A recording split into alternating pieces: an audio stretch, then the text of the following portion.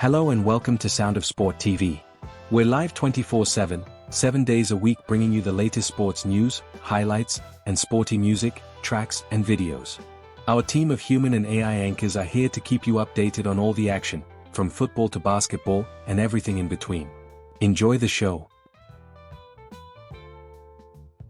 Hey everyone, ready for another deep dive? Today, we're going to break down Arsenal's recent match against Fulham.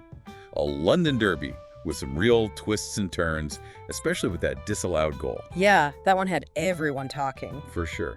A match that, on paper, looked like an easy win for Arsenal.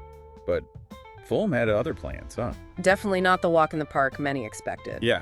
And with Liverpool's match postponed thanks to Storm Dara, the stakes were even higher for Arsenal. A real chance to make a move in the title race. Absolutely. A golden opportunity missed, some might say. Okay. So let's rewind to Craven Cottage. Arsenal, as you'd expect, started strong, dominated possession, but then boom, Fulham hits first. Yeah, a real sucker punch. Raul Jimenez with a clinical finish, totally outclassing Jakub Kiwior to put Fulham in the lead. Not the start Arsenal fans were hoping for. Nope.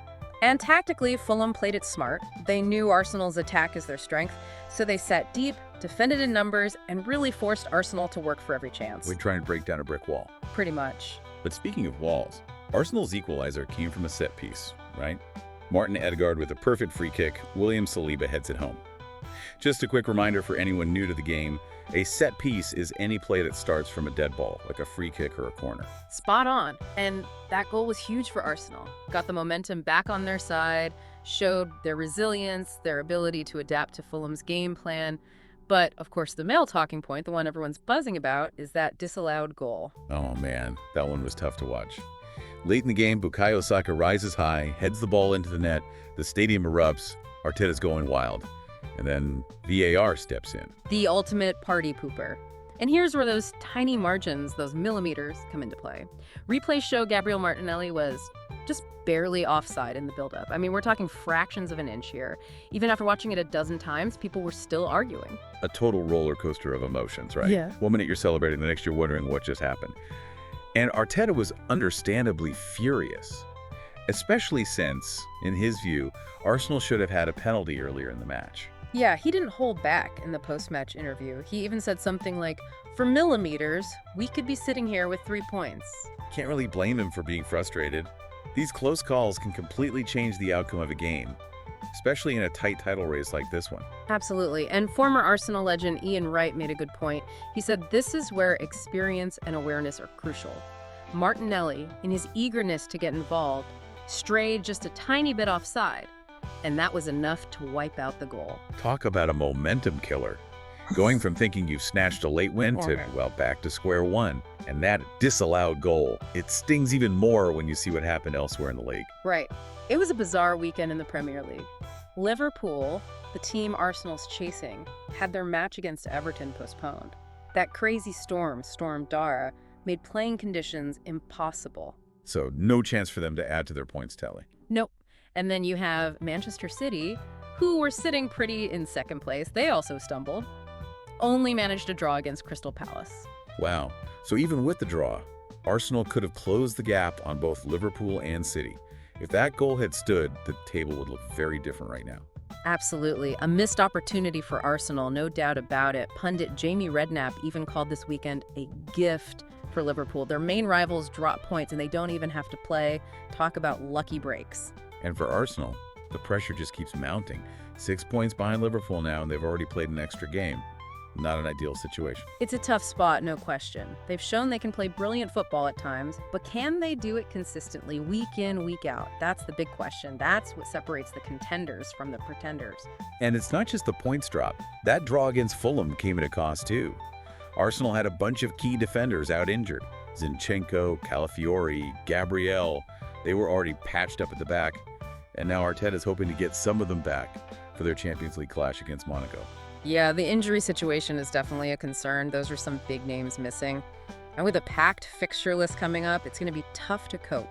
It's a real test of their squad depth and Arteta's ability to manage the situation.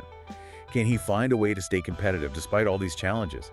Can he rally the troops and get them back on track after this disappointment? Big questions for sure. These next few weeks are going to be crucial for Arsenal. We'll see what they're really made of. Do they have the mental strength to overcome these setbacks? Can they adapt tactically to different opponents and situations? Only time will tell. No. But one thing's for sure. This Arsenal team has bags of talent and potential.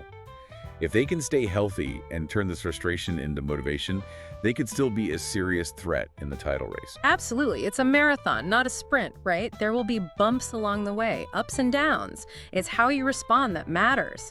And for Arsenal, this is where their journey really starts. Okay, so we've covered a lot of ground here. The tactics, VAR, Arsenal's injury woes, and what this all means for the title race. But looking ahead, what does this mean for Arsenal? Where do they go from here? Well, I think it's a real crossroads for Arteta and the team. They've shown they can hang with the best, but can they handle the pressure? Can they bounce back from these setbacks? That's the challenge now. Yeah, and that Champions League match against Monaco midweek. That's looming large, especially with those defensive injuries. Definitely a tough one. Arteta's going to have to pull something special out of his hat tactically. Maybe give some younger players a chance to step up. Like Lino Sousa or Real Walters. They've shown flashes. Maybe this is their moment. Could be. Sometimes adversity creates opportunity, right?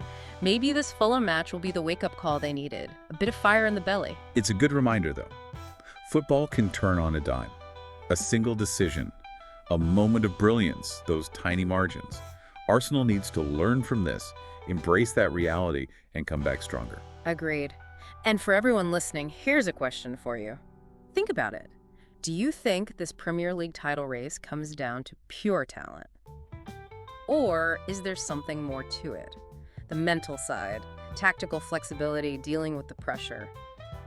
Those things matter too, right? It's a great question.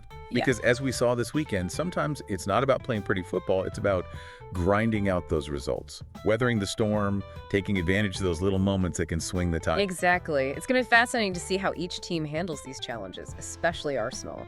Because at the end of the day, it's the teams that rise above the setbacks, who come back stronger. Those are the true champions. Thanks for tuning in to The Sound of Sport TV, where we bring you the latest sports news and the hottest beats to keep your energy high. Don't forget to like, comment, and subscribe for more thrilling updates. Until next time, stay tuned and stay sporty.